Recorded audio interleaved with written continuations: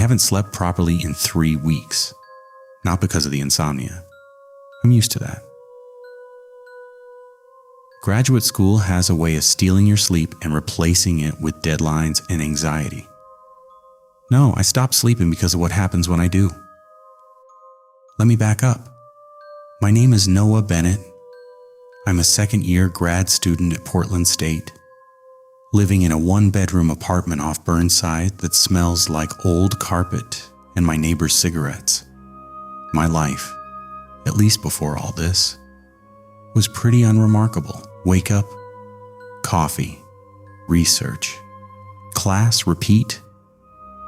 The most exciting thing that happened to me on a Tuesday was finding parking. That all changed in October. The first dream didn't feel like anything special. I was walking through a neighborhood at night, quiet streets, old houses sitting close together, their windows dark, street lights flickering the way they do when a bulb is about to give out. I didn't recognize the neighborhood, but I wasn't scared.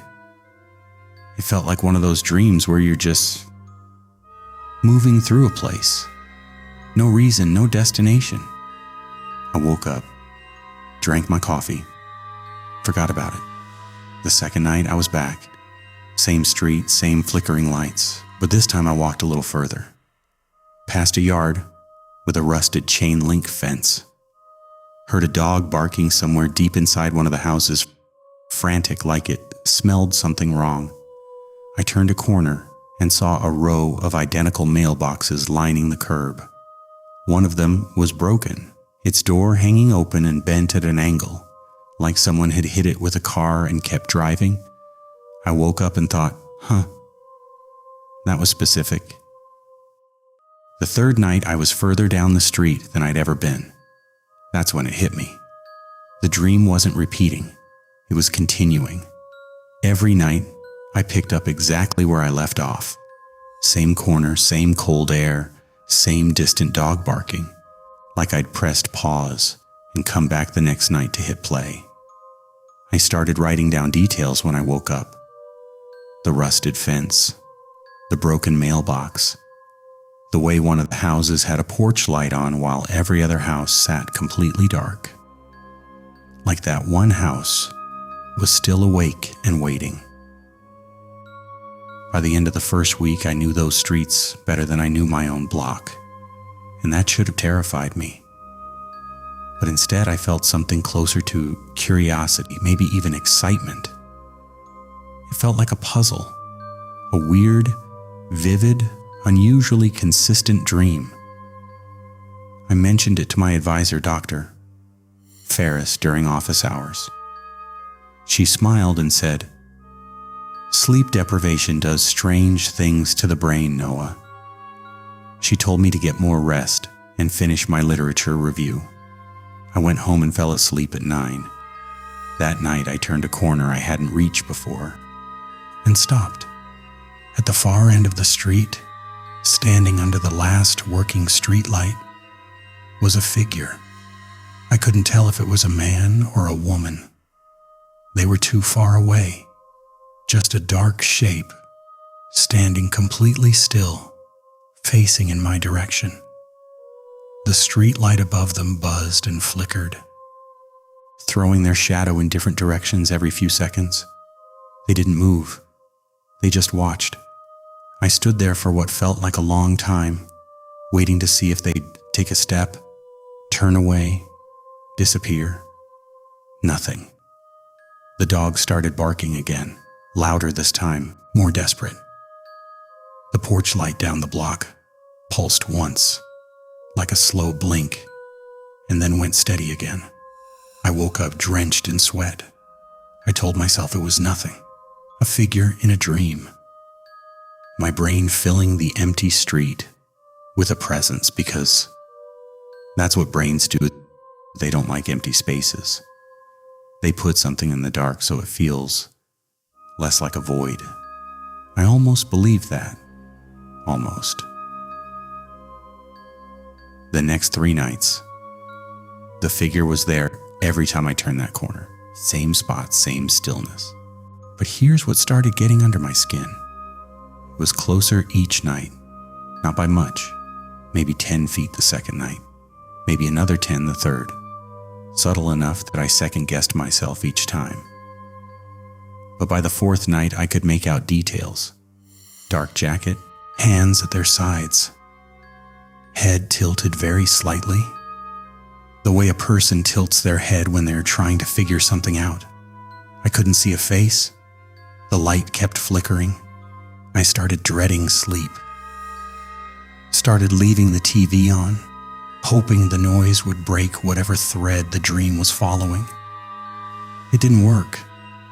I'd wake up at 3 a.m. with the TV blaring a home shopping channel, and the image of that figure burned behind my eyes a little closer than the night before. So I started researching lucid dreaming, recurring dreams, sleep disorders. I found a lot of theories and very few answers.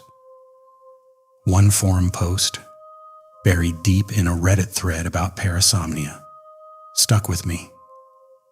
Some user named no_more_nights wrote, "Sometimes the dream isn't yours. Sometimes something finds a frequency and just tunes in." I closed my laptop and didn't sleep for 2 days. When exhaustion finally won, I was back on the street. The figure was close now, maybe 30 feet away, close enough that I could hear something. Not footsteps, not breathing, but a low sound, almost like static, like the noise a TV makes when the signal dies and all that's left is white. I turned around and ran, which is when I learned something new about this dream. The streets behind me had changed. The houses were the same. The mailboxes were the same. But the layout was different. The block I'd come from was gone, replaced by a dead end I didn't recognize. I was turned around, lost. In a dream that had, up until that point, always felt like it had a direction. Now it just had the figure. I woke up on my kitchen floor with no memory of getting out of bed.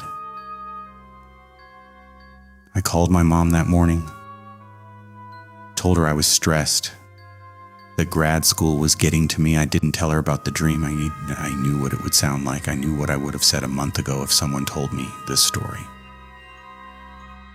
I started avoiding sleep again. Coffee, cold showers, sleeping in 90-minute chunks to avoid hitting the deep cycles where the dream lived. It bought me 4 days. Then one morning, a Thursday, I was walking to campus, earbuds in, coffee in hand, cutting through a neighborhood I didn't usually take. I'd just gotten turned around near Ladd's Addition and was trying to find my way back to the main road. I turned a corner, and I stopped breathing. There it was, the broken mailbox. Not one like it, not similar, the exact one. Bent at that specific angle, the door hanging open and slightly twisted, a water stain running down the side in the exact shape I had drawn in my notes. It stood in front of a gray house with a chain-link fence and a yard that hadn't been mowed in weeks. I stood on that sidewalk for a long time. My coffee went cold. I looked up and down the street. Identical houses on both sides. Flickering street light at the far end. Even in the morning it buzzed, the bulbs cycling weakly.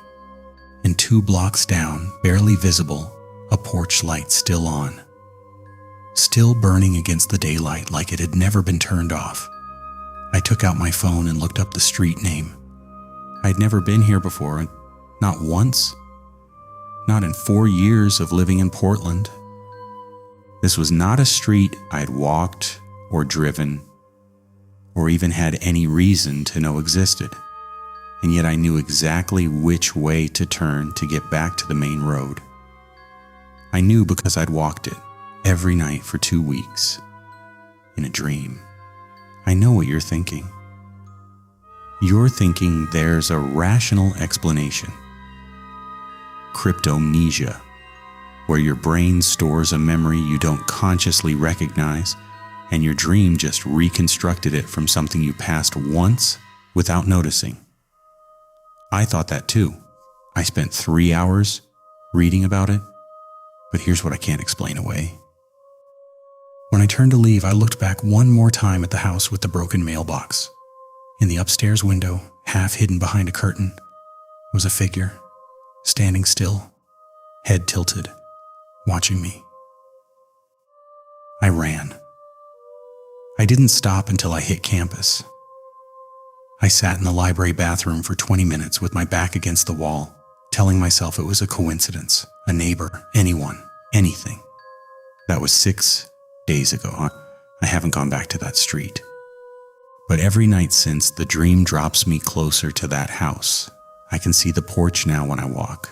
I can see the front door. Last night it was open, and from somewhere deep inside, past the darkness of the entryway, I could hear it. That sound. Static, low and steady, like something tuning in. Tonight I'm not going to sleep, but I said that last night too.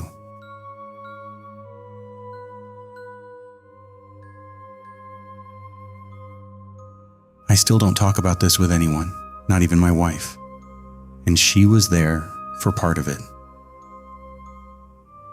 We moved into the apartment in October. 3rd floor corner unit, one of those older Calgary buildings that looked nice in the photos but felt different once you were actually inside. The kind of place where the walls are just a little too thick, and the hallway is just a little too narrow, and you keep telling yourself it's just old construction, that's all. Sarah loved it. She said it had character. I said it had drafts. We laughed about it, unpacked our boxes, and started building our first home together as husband and wife. For about 2 weeks, everything was normal. Then the dream started. The first time it was simple. I was walking down the hallway, our hallway, the one that connects the bedroom to the kitchen, in the middle of the night. Everything looked exactly like it did in real life. Same beige walls, same worn carpet, same flickering ceiling light we kept meaning to replace. But halfway down the hall there was a door. Just a plain wooden door, nothing special about it. No frame decoration, no handle, just a flat panel of dark wood sitting in the wall like it had always been there. I stopped and looked at it. It was open, just barely. Maybe an inch, maybe less. A thin line of darkness behind it. I stood there for a moment, then kept walking to the kitchen, got my glass of water, and woke up in bed.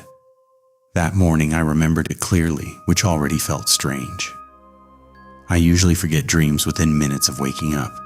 This one stayed. I figured it was just one of those vivid dreams you get in a new place. Your brain is mapping out new surroundings, filling in gaps. That made sense to me. I let it go. But the door came back the next night. Same hallway, same hour, same door. But this time it was open a little wider, maybe 3 inches. Enough that I could see it wasn't just darkness behind it. There was a kind of depth there, like the room behind it went further back than the building should have allowed. I walked past it again. The night after that, it was open wider still. By the end of the first week, the door was sitting a full foot open, and I had started stopping in front of it every single night, just standing there, staring at it, not going in, not touching it, just standing. And that's when I started hearing it, breathing, slow, steady, patient, like someone sitting just inside that darkness, waiting, not threatening. That was the worst part. It didn't sound like a monster. It didn't sound angry or aggressive. It sounded like someone sitting calmly in a dark room, knowing eventually I would come in. I woke up with my heart pounding every time. I started dreading sleep. I didn't tell Sarah at first. What was I going to say? Hey, I keep dreaming about a door in our hallway and someone breathing inside it. We'd been married for 6 weeks.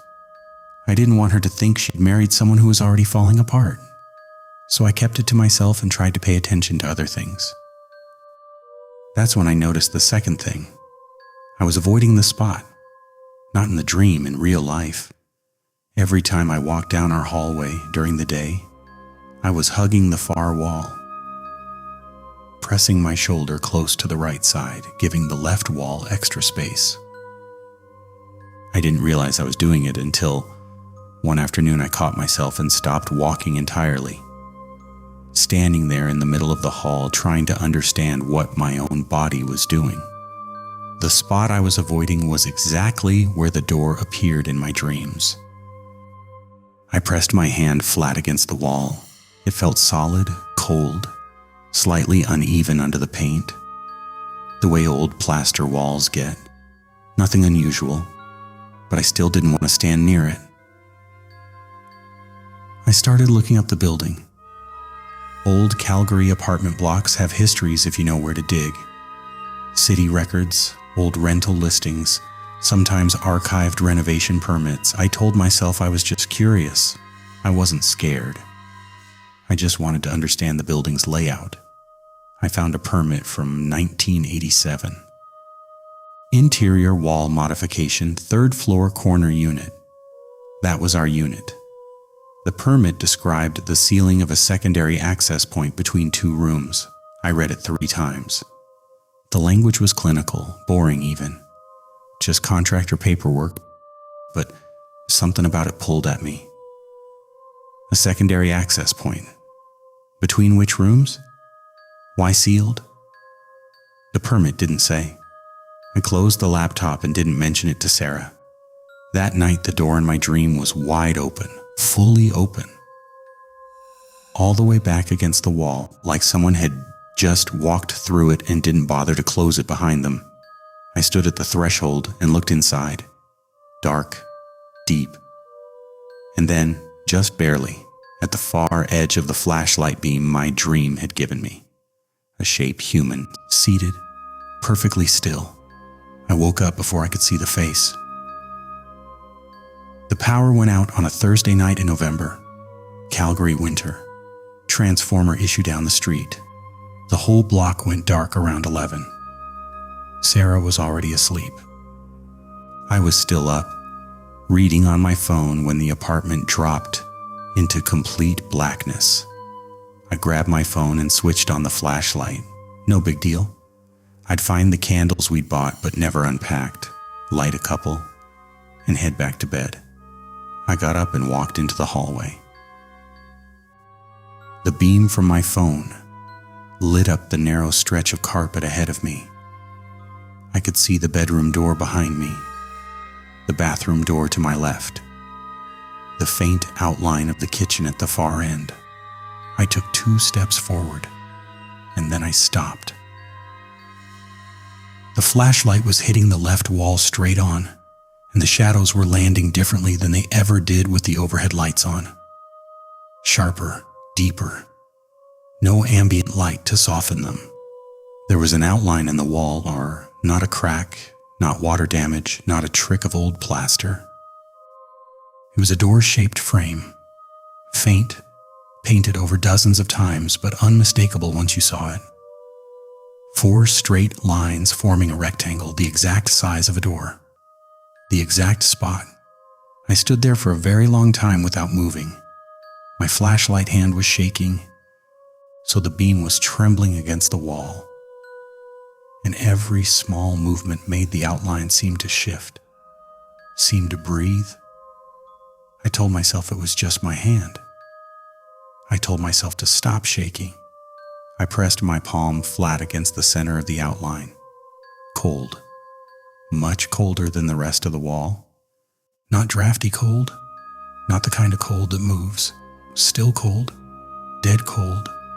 Like cold air that had been sealed in a small space for a very long time. From somewhere beyond the wall, so faint I almost convinced myself I imagined it, I heard breathing. Slow, steady, patient, exactly like the dream. I didn't sleep that night. I sat in the kitchen with every candle we owned lit around me, and I stayed there until the sun came up and the power came back on and Calgary went back to its ordinary November gray. Sarah woke up and found me there and asked if I was okay. I said I hadn't slept well. She made coffee. We sat together.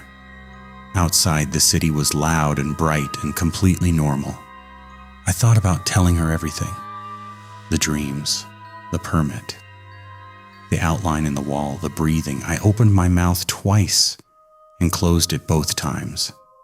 Because here's the thing that I still can't shake. Whoever, or whatever, is behind that wall has been there for a long time, sealed in since 1987 at least. Through dozens of tenants, hundreds of nights. It never tried to get out. It was just waiting. And the night I finally stood at that wall and pressed my hand to it, the night it was closest to me with nothing but old plaster and old paint between us, I was the one who didn't move. I stood there with my hand on that wall for almost a full minute before I stepped back. And I think that's what scares me most. Not that something was on the other side, but that for a moment, just one moment in the dark, some part of me wanted to knock. We renewed the lease in March. I still walk on the far side of the hallway. I always will.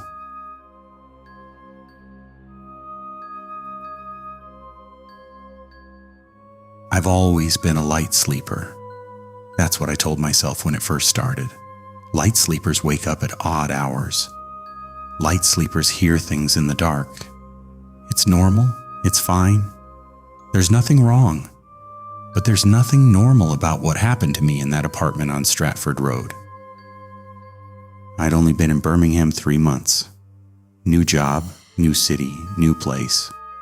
One of those converted Victorian flats where the ceilings are high and the radiators knock all night like someone tapping on the pipes from the other side. I didn't know my neighbors. I didn't know the sounds the building made when the wind hit it wrong. So when I started waking up at odd hours, I wrote it off. New place. Adjustment period. Give it time. The first night it happened, I woke up gasping. Not from a nightmare. There was no dream I could remember. Just darkness. Then my eyes open. Then the immediate, bone-deep certainty that I was late. That I'd slept through my alarm and the whole morning, and somehow it was already afternoon and my boss was already furious. I grabbed my phone off the nightstand. 3:17 a.m. I let out a long breath, laughed a little even, pressed my face back into the pillow and told myself to go back to sleep.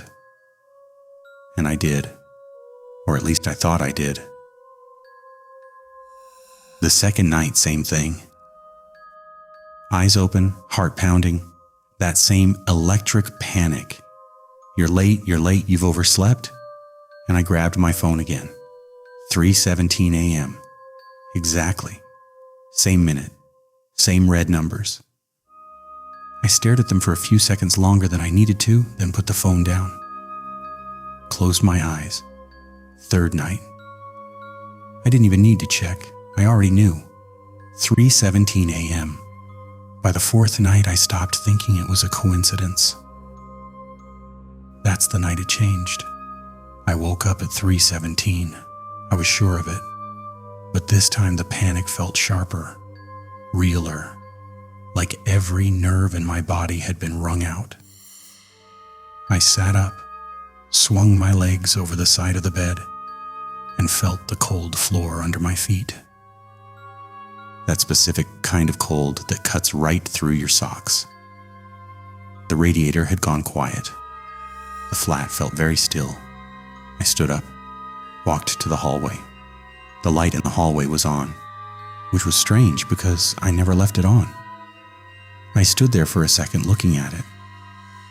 Then I went to the bathroom, ran water over my face, stared at myself in the mirror. My reflection looked fine, tired but fine. I went back to bed, lay down, pulled the duvet up to my chin, and then I woke up. Not metaphorically, not like startling from a thought. I opened my eyes and I was flat on my back in bed. The hallway light off, the room dark, my phone on the nightstand showing 3:17 a.m. I hadn't moved. I was exactly where I'd been when I first woke up.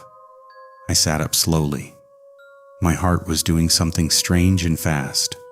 I told myself it was a dream, that the bathroom, the cold floor, my reflection, all of it had been a very convincing dream. And I lay back down and didn't sleep again until morning. But that wasn't the worst part.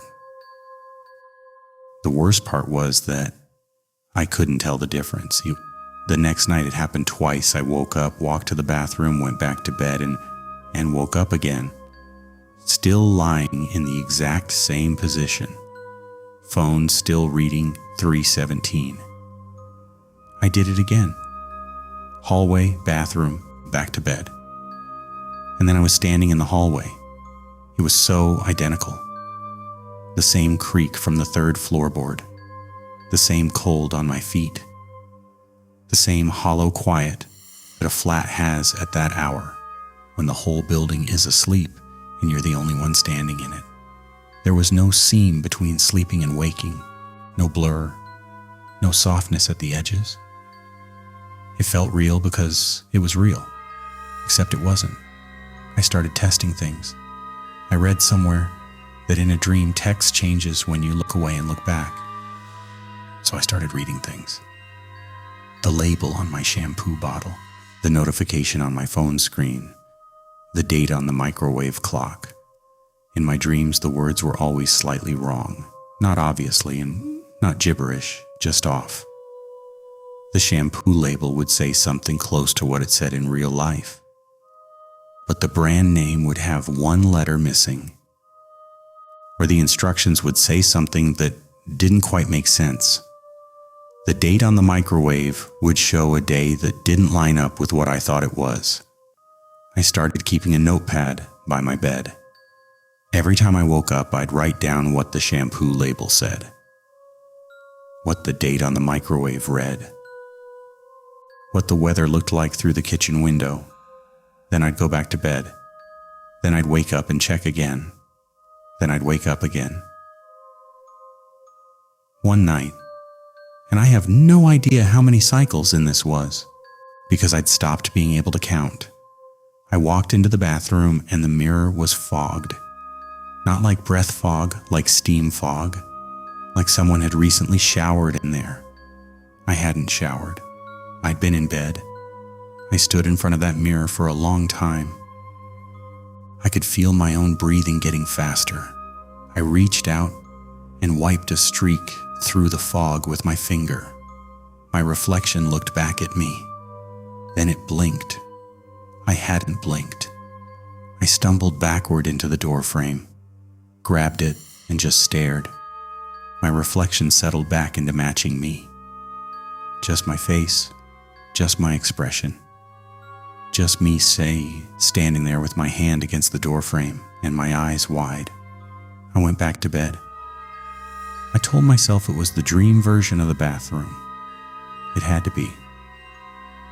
The real bathroom mirror would not be fogged. The real one would be clear. I closed my eyes. I opened them. 3:17 a.m. I lay there for a very long time and did not move and did not get up and did not go anywhere near the bathroom. I remembered going to work. That's the thing. That's what makes this so hard to explain to people, because when they ask me if I knew something was wrong, the honest answer is no. I remembered waking up on what I thought was Thursday morning. I remembered the alarm. I remembered the bus, the cold walk from the stop to the office, the coffee from the machine in the break room, my computer screen. I remembered all of it. I remembered Friday too, and Saturday, which was a work day for me that month because we'd taken on an extra project. I remembered all 3 days clearly, in sequence. with the kind of detail that feels true, not dream detail, but real-life boring detail. Like the fact that I ate the same meal deal from Tesco 2 days running because they were out of the pasta I wanted. And then I woke up on what my phone told me was Sunday morning, and I saw the messages, 12 of them. The first one was from my boss, sent Thursday afternoon. "Ethan, are you coming in? It's past 10. Then, please let us know if something's happened." Then Friday, "We need to talk." This is the second day. Then from a colleague, someone I actually liked, which made it worse somehow. "Hey mate, just checking you're okay. Nobody can reach you." I read them all sitting on the edge of my bed. I read them twice. I looked at the timestamps. Thursday, Friday, Saturday. 3 days. 3 days of messages from people who had apparently not seen me, not heard from me, had no idea where I was. And I remembered being there. I remembered every hour. I called my boss that morning, told him I'd had a medical emergency, which wasn't entirely a lie. He was more worried than angry, which made me feel worse. I sat in my kitchen after the call and looked at the notepad by the bed. Pages of it, my own handwriting, over and over. Shampoo labels, microwave clocks, dates that didn't match. On one page, written and underlined 3 times, the mirror was fogged. On the last page, in handwriting that looked shakier than the rest, "I think I am still asleep." I don't know when I wrote that. I still don't. I moved out of that flat 6 weeks later. Told myself it was the stress of the new city, the new job, the adjustment period finally catching up with me. I saw a doctor, did a sleep study. Everything came back normal, or as normal as these things get. But some nights, when I wake up suddenly and the room is dark and my heart is already going, I do what I trained myself to do. I read something, the clock, the label on the water bottle next to the bed, and the text on my phone screen. And most mornings, the words are right. Most mornings, everything lines up. Most mornings, I'm sure I'm awake. I just don't know what to do about the mornings I'm not. Stay close to someone tonight, and if you wake up at 3:17, don't get out of bed.